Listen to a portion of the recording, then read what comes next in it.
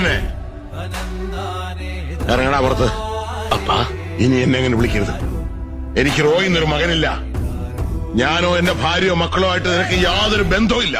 അപ്പാ, സ്നേഹിച്ച പെണ്ണിനെ ഉപേക്ഷിക്കുന്നവനാണല്ലെന്ന് അപ്പൻ തന്നെയല്ലേ അപ്പ പറഞ്ഞത്? അപ്പനല്ല, കൊച്ചുതോമ. ഇനി നിനക്ക് അങ്ങനെ വിളിക്കാം.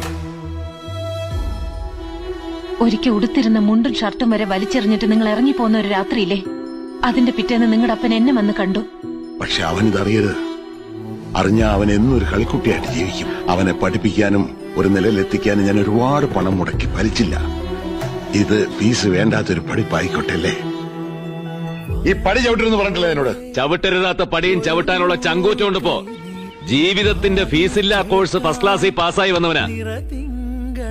ക്ലൈമാക്സ് എങ്ങനെയുണ്ടപ്പാ? ഇപ്പോഴാടാ നീ ഒരു നായകനായത്. പക്ഷെ നല്ല നടൻ ഇപ്പോഴും അപ്പൻ തന്നെയാ.